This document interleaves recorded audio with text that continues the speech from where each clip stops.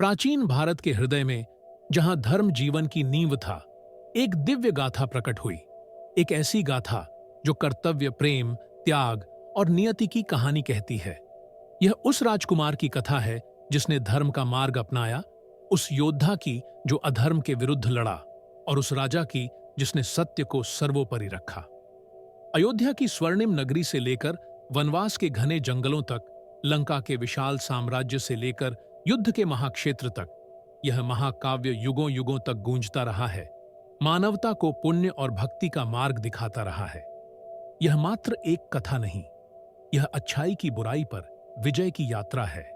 यह आस्था की निराशा पर जीत की गाथा है। यह प्रेम की वह अमर कहानी है जो युगों युगों तक बनी रहती है। स्वागत है इस पावन गाथा में, इस दिव्य महाकाव्य में, इस शाश्वत ज्ञान में। रामायण। बालकांड। रामायण की पहली कथा।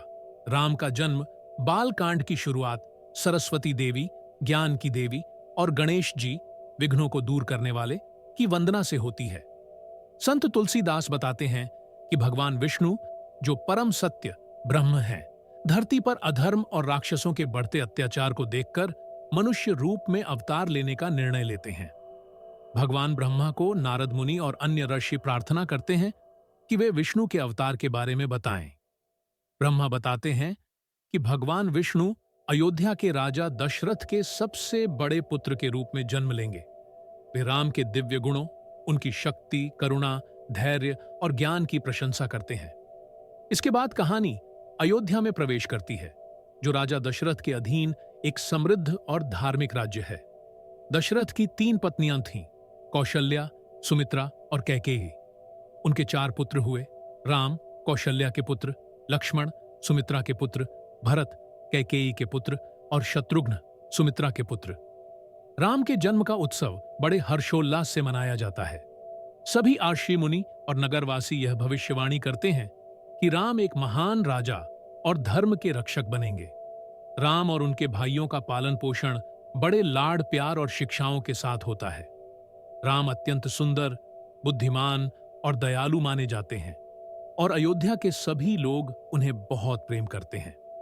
विश्वामित्र यज्ञ और राक्षसों से युद्ध आर्षि विश्वामित्र अयोध्या आते हैं और राजा दशरथ से प्रार्थना करते हैं कि वे राम को उनके साथ भेजें ताकि वह उनके यज्ञ हवन की रक्षा कर सके।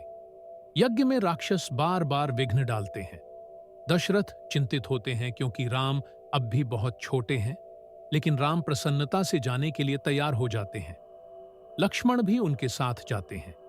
यात्रा के दौरान राम और लक्ष्मण का सामना ताड़का नामक राक्षसी से होता है, जो लोगों में भय फैलाती थी। राम उसके आतंक से मुक्ति दिलाते हैं, जिससे सभी आर्षि मुनि प्रसन्न होते हैं। विश्वामित्र के आश्रम पहुंचने पर राम को और भी राक्षसों से लड़ना पड़ता है, जिनमें मारीच और सुबाहु प्रमुख होते हैं। राम अपनी चतुराई और दिव्य शक्ति से इन राक्षसों को पराजित करते हैं और यज्ञ को सफलतापूर्वक पूर्ण करवाते हैं। विश्वामित्र राम के साहस और कर्तव्य निष्ठा से बहुत प्रभावित होते हैं और उन्हें दिव्य अस्त्र शस्त्र और विशेष ज्ञान प्रदान करते हैं। ये आशीर्वाद आगे आने वाली कठिनाइयों से निपटने में राम की सहायता करते हैं। सीता स्वयंवर और राम सीता विवाह। इसके बाद विश्वामित्र राम और लक्ष्मण को जनकपुर, मिथिला ले जाते हैं, जहां राजा जनक अपनी पुत्री सीता के लिए स्वयंवर का आयोजन कर रहे हैं। स्वयंवर में अनेक राजा और राजकुमार आते हैं और प्रतियोगिता में भाग लेते हैं। प्रतियोगिता में एक विशाल धनुष को उठाकर उसकी प्रत्यंचा चढ़ानी थी। अनेक राजा प्रयास करते हैं, लेकिन कोई भी धनुष को हिला भी नहीं पाता। राम अपने गुरु के आदेश पर आगे बढ़ते हैं और सहजता से धनुष को उठा लेते हैं। जैसे ही वे प्रत्यंचा चढ़ाते हैं, धनुष टूट जाता है। यह देखकर राजा जनक बहुत प्रसन्न होते हैं और राम को अपनी पुत्री सीता के लिए योग्य वर मानते हैं। राम और सीता का विवाह बड़े धूमधाम से संपन्न होता है। इस विवाह में लक्ष्मण, भरत और शत्रुघ्न का विवाह भी जनक के परिवार की राजकुमारियों से होता है। यह विवाह प्रेम, भक्ति और धर्म की सच्ची भावना का प्रतीक माना जाता है। बालकांड का महत्व। बालकांड में राम के दिव्य गुणों, उनके साहस और धर्मपरायणता को दिखाया गया है। इस अध्याय में सीता का परिचय भी दिया गया है, जिससे उनके और राम के रिश्ते का महत्व स्पष्ट होता है। यह अध्याय हमें यह सिखाता है कि कर्तव्य, प्रेम और धर्म का पालन करते हुए जीवन जीना ही सच्चा जीवन है। अयोध्या कांड रामायण राम के राज्याभिषेक की तैयारी। प्रसन्नता से अभिभूत होकर राजा दशरथ राम को अपना उत्तराधिकारी बनाने का निर्णय लेते हैं। पूरे नगर में राज्याभिषेक की तैयारियां जोरों पर चलती हैं। अयोध्यावासी राम के शासन में एक स्वर्णिम युग की आशा करते हैं। लेकिन इस आनंद के माहौल में एक अनहोनी की आशंका मंडरा रही होती है। कैकेयी के 2 वरदान। कैकेयी की दासी मंथरा उसे भड़काती है और उसे राजा दशरथ द्वारा दिए गए 2 वरदानों की याद दिलाती है। अपने पुत्र भरत के प्रति असीम स्नेह के कारण कैकेयी राजा दशरथ से अपने 2 वरदान मांगने का आग्रह करती है। पहला, भरत को अयोध्या का राजा बनाना, और दूसरा, राम को 14 वर्षों के लिए वनवास भेजना। यह सुनते ही दशरथ शोक से व्याकुल हो जाते हैं और अपनी पत्नी से विनती करते हैं कि वह अपना निर्णय बदल दे। लेकिन कैकेयी अपनी जिद पर अडिग रहती है। अपने धर्म संकट में पड़े राजा दशरथ गंभीर रूप से बीमार हो जाते हैं। राम का अडिग संकल्प जब राम को इस निर्णय के बारे में पता चलता है तो वे पूर्ण धैर्य और परिपक्वता का परिचय देते हैं। वे राज्य और पिता के वचन की प्रतिष्ठा को अपनी व्यक्तिगत इच्छाओं से ऊपर रखते हैं। इस संकटपूर्ण स्थिति में भी वे धैर्य नहीं खोते। सीता राम के प्रति अपनी अटूट निष्ठा व्यक्त करती हैं। लक्ष्मण, जो इस अन्याय से क्रोधित हैं, राम के इस निर्णय का विरोध करते हैं। राम उन्हें समझाते हैं कि पिता के आदेश का पालन करना और धर्म की रक्षा करना सबसे महत्वपूर्ण है। वे कहते हैं कि पिता के वचन को निभाने के लिए वनवास एक छोटी सी कीमत है। सीता राम से अलग होने के लिए तैयार नहीं होती और उनके साथ वन जाने का संकल्प लेती हैं। राम के प्रति असीम भक्ति से भरकर लक्ष्मण भी उनके साथ वन जाने का निर्णय लेते हैं।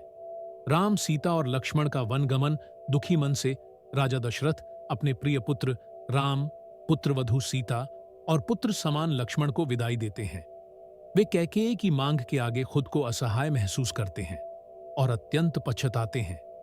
राम अपने शोकाकुल पिता को सांत्वना देते हैं और उन्हें आश्वस्त करते हैं कि उनका प्रेम हमेशा अमर रहेगा। अयोध्यावासी इस वनगमन को स्वीकार नहीं कर पाते। वे राम से आग्रह करते हैं कि वे अयोध्या का शासन संभालें, क्योंकि वही इसके वास्तविक अधिकारी हैं। लेकिन राम अपने पिता के वचन को निभाने के संकल्प पर अडिग रहते हैं।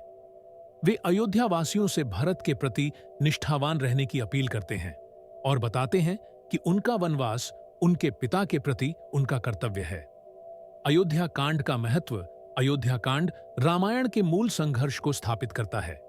कैकेयी द्वारा धर्म का उल्लंघन और इसके परिणाम स्वरूप घटित घटनाएं। यह राम की धर्मपरायणता, सीता की भक्ति, लक्ष्मण की निष्ठा, भरत की सत्यनिष्ठा और दशरथ की वचनबद्धता को दर्शाता है। रामायण का अरण्य कांड वन में नया घर, अयोध्या से वनवास मिलने के बाद राम, सीता और लक्ष्मण दंडकारण्य वन में गहरे प्रविष्ट होते हैं। शांत सरोवरों और हरियाली से भरी प्रकृति अयोध्या के हलचल भरे माहौल के बिल्कुल विपरीत थी। राम एक साधारण आश्रम का निर्माण करते हैं और धर्म के सिद्धांतों का पालन करते हुए प्रकृति के साथ समरस जीवन व्यतीत करने लगते हैं। वे वन में रहने वाले आशी मुनियों के साथ मित्रता करते हैं। दंडकारण्य वन राक्षसों से ग्रसित था, जो संतों और मुनियों को कष्ट देते थे। राम ने विराधा सहित कई राक्षसों का वध किया ताकि आशी मुनि शांति से रह सके। फिर वे शरभंग और सुतीक्ष्ण ऋषियों के आश्रमों का दर्शन करते हैं। इसके बाद राम, सीता और लक्ष्मण महर्षि अगस्त्य के आश्रम में पहुंचते हैं। अगस्त्य ऋषि राम का स्वागत करते हैं और उन्हें दिव्य अस्त्र शस्त्र प्रदान करते हैं। साथ ही वे पंचवटी में गोदावरी नदी के तट पर निवास करने की सलाह देते हैं। पंचवटी के मार्ग में एक विशाल और वृद्ध गिद्ध जटायु राम से मिलता है। रावण की बहन शूर्पणखा से भेंट राक्षसी शूर्पणखा, जो रावण की बहन थी, राम के अनुपम सौंदर्य पर मोहित हो गई। उसने राम को रिझाने का प्रयास किया, लेकिन जब वह असफल रही और लक्ष्मण को भी लुभाने में नाकाम रही, तो उसने सीता पर आक्रमण करने की कोशिश की। लक्ष्मण ने दंड स्वरूप उसकी नाक और कान काट दी। इसका बदला लेने के लिए शूर्पणखा अपने भाई रावण के पास गई। उसे रावण की स्त्रियों के प्रति कमजोरी का भली भांति ज्ञान था, इसलिए उसने सीता की अनुपम सुंदरता का वर्णन करके उसे उकसाया। रावण क्रोध से अधिक वासना से व्याकुल हुआ और उसने सीता का हरण करने का निश्चय किया। मारीच की छल कपट और सीता का हरण मारीच की सहायता से रावण ने एक कुटिल योजना बनाई और अंततः सीता का अपहरण कर लिया। जटायु, जो राम का मित्र और एक विशाल गिद्ध था, सीता को बचाने का प्रयास करता है, लेकिन रावण द्वारा गंभीर रूप से घायल कर दिया जाता है। रावण सीता को लंका ले जाकर अशोक वाटिका में बंदी बनाता है। वह अनेक प्रयासों से सीता को मनाने की कोशिश करता है, लेकिन सफल नहीं हो पाता। सीता की खोज और शबरी से भेंट राम और लक्ष्मण को जटायु से सीता के हरण का पता चलता है। जटायु ने अपनी अंतिम श्वास लेने से पहले राम की सेवा में अपने प्राण अर्पण किए, जिससे उसे मोक्ष प्राप्त हुआ। इसके बाद राम और लक्ष्मण तुरंत सीता की खोज में निकल पड़ते हैं। इस यात्रा के दौरान राम ने एक राक्षस कबंध का वध कर उसे उसके शाप से मुक्त किया। राम की भेंट वृद्ध तपस्विनी शबरी से भी होती है, जो मतंग अर्षि की शिष्या थीं। शबरी वर्षों से राम के दर्शन की प्रतीक्षा कर रही थीं। उन्होंने प्रेम पूर्वक राम को मीठे बेर अर्पित किए और सीता से संबंधित कुछ संकेत दिए। अपने जीवन के अंतिम क्षणों में राम के आशीर्वाद से शबरी परमलोक को प्रस्थान कर गईं। इसके पश्चात राम, सुग्रीव और हनुमान से मिलने के लिए ऋष्यमुख पर्वत की ओर बढ़ते हैं। अरण्य कांड का महत्व। अरण्य कांड में शबरी की कथा विशेष रूप से प्रसिद्ध है। यह संदेश देती है कि भगवान की कृपा प्राप्त करने के लिए मन में निष्कपट प्रेम, भोलापन और पूर्ण समर्पण आवश्यक है। निस्वार्थ भक्ति ही प्रभु को आकर्षित करने का सबसे सरल मार्ग है। किष्किंधा कांड। रामचरितमानस हनुमान और सुग्रीव से भेंट। राम और लक्ष्मण सीता की खोज में भटकते हुए ऋष्यमुख पर्वत पर पहुंचे, जहां सुग्रीव अपने मंत्री जांबवंत और सहयोगी हनुमान के साथ रहते थे। सुग्रीव ने जब इन दोनों राजकुमारों को देखा तो संदेह हुआ कि कहीं उन्हें उसके भाई बाली ने तो नहीं भेजा। हनुमान ब्राह्मण का वेश धारण कर राम और लक्ष्मण के पास गए। हनुमान ने तुरंत ही राम को पहचान लिया और उनके चरणों में समर्पित हो गए। उन्होंने राम को बताया कि सुग्रीव ने सीता का अपहरण होते हुए देखा था। सुग्रीव ने अपनी व्यथा सुनाई कि किस प्रकार उसके भाई बाली ने उसे छल से निष्कासित कर दिया। राम और सुग्रीव ने परस्पर सहायता का संकल्प लिया। सुग्रीव का बाली को युद्ध के लिए ललकारना। राम ने सुग्रीव से कहा कि वह बाली को युद्ध के लिए ललकारे ताकि वे उसे मार सकें, परंतु युद्ध में दोनों भाई एक जैसे दिखने के कारण राम बाली को पहचान नहीं सके और बाली को मारने में असमर्थ रहे। परिणाम स्वरूप सुग्रीव को गंभीर चोटें आईं और उसे भागना पड़ा। इसके बाद राम ने सुग्रीव को एक फूलों की माला पहनने को कहा ताकि अगली बार वे बाली को पहचान सकें। इस बार जब सुग्रीव ने पुनः बाली को युद्ध के लिए ललकारा तो राम ने उसे तीर मारकर उसका वध कर दिया। सुग्रीव सेना के साथ सीता की खोज में तैयार होते हैं। बाली के निधन के बाद राम ने सुग्रीव को किष्किंधा का राजा बना दिया, किंतु राजा बनने के बाद सुग्रीव विलासिता में डूब गए और राम से किया हुआ वचन भूल गए। लक्ष्मण ने क्रोधित होकर सुग्रीव को उसकी प्रतिज्ञा याद दिलाई। इसके बाद सुग्रीव ने भालू और वानर समुदाय को एकत्र कर सीता की खोज के लिए भेजा। चारों दिशाओं में वानरों के दल भेजे गए। हनुमान, अंगद, नल, केसरी, जांबवंत आदि दक्षिण दिशा में गए। समुद्र तट के पास उन्हें जटायु के भाई संपाति की गुफा मिली। अंगद ने संपाति को बताया कि जटायु की मृत्यु सीता को बचाने के प्रयास में हुई थी। संपाति ने उन्हें बताया कि सीता लंका में है, जो 400 योजन दूर है।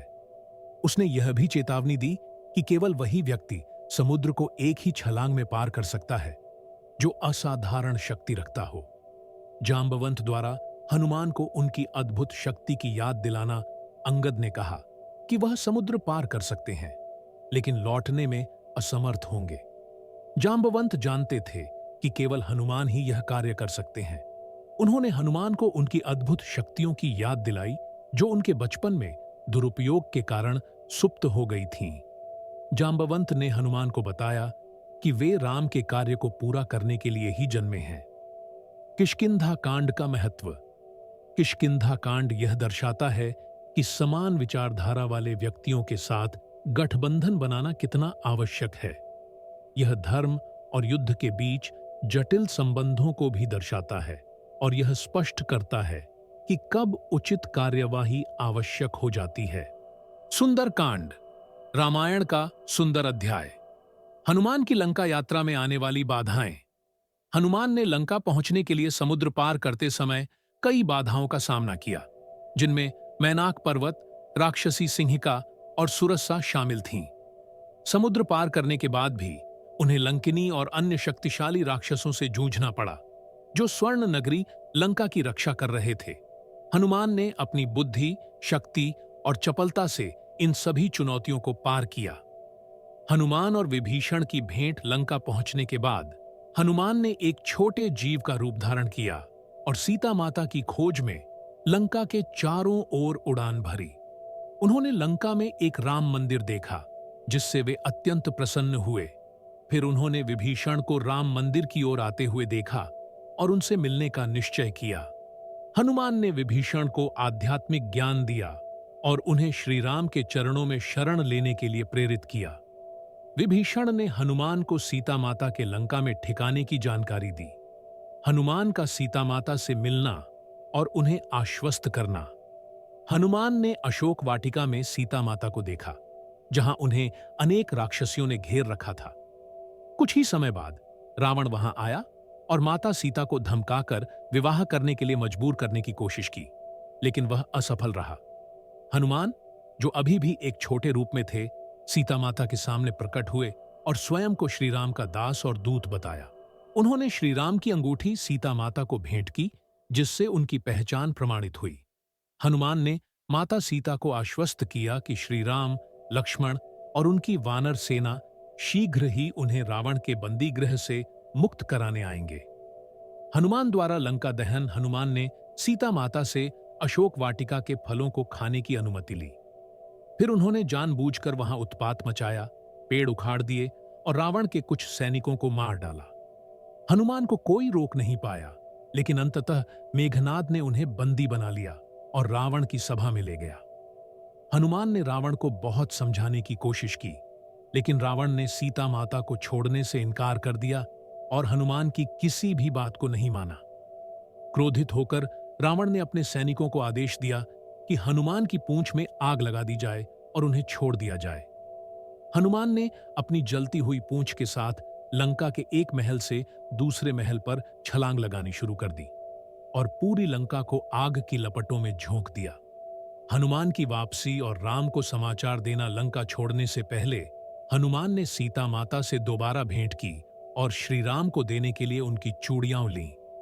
हनुमान ने लौटकर श्रीराम को अपनी लंका यात्रा का पूरा वृत्तांत सुनाया।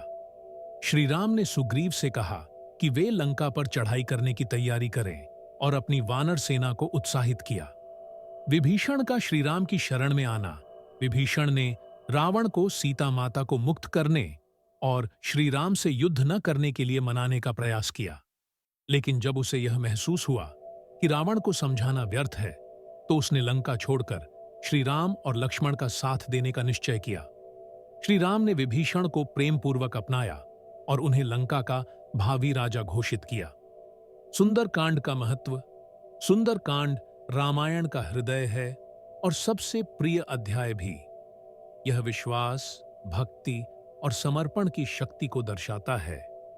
लंका कांड रामायण। लंका कांड में राम और रावण के बीच होने वाले महान युद्ध की घटनाओं का विस्तार से वर्णन किया गया है। यह वीरता, भक्ति, आस्था और प्रेम की शक्ति तथा अंततः अच्छाई की बुराई पर विजय के महत्वपूर्ण संदेश को उजागर करता है। सेतु निर्माण और युद्ध की तैयारी। राम और सुग्रीव विशाल समुद्र को पार करने के लिए सेतु निर्माण की योजना बनाते हैं, जो उन्हें लंका तक पहुंचने में सहायता करेगा। नल और नील, जो अद्भुत इंजीनियरिंग कौशल से संपन्न थे, वानर सेना के नेतृत्व में राम सेतु का निर्माण करते हैं। लंका पर चढ़ाई शुरू करने से पहले राम ने रामेश्वरम में शिवलिंग स्थापित कर उसकी पूजा की। अंगद का संदेश और रावण का अहंकार। युद्ध से पहले राम शांति के अंतिम प्रयास में अंगद को दूत बनाकर रावण के दरबार भेजते हैं। अंगद रावण को सीता को मुक्त करने और विनाशकारी युद्ध को टालने का सुझाव देते हैं, लेकिन रावण अपने अहंकार और वासना के वशीभूत होकर राम और उनकी सेना का अपमान करता है। अब युद्ध अवश्यंभावी हो जाता है। लंका का महासंग्राम। राम की सेना लंका पहुंचती है और रावण के पुत्रों और सेनापतियों के साथ घमासान युद्ध छिड़ जाता है। रावण का पुत्र इंद्रजीत लक्ष्मण पर शक्तिबाण का प्रयोग करता है, जिससे वे मूर्छित हो जाते हैं। हनुमान हिमालय से संजीवनी बूटी लाकर लक्ष्मण का जीवन बचाते हैं। अंततः देवताओं की कृपा से राम रावण को परास्त कर अपने बाणों से उसका वध कर देते हैं। सीता की पुनर्मिलन और विभीषण का राज्याभिषेक युद्ध समाप्त होने पर वानर सेना विजयोत्सव मनाती है, जो अच्छाई की बुराई पर विजय का प्रतीक है। राम विभीषण को लंका का राजा बनाते हैं।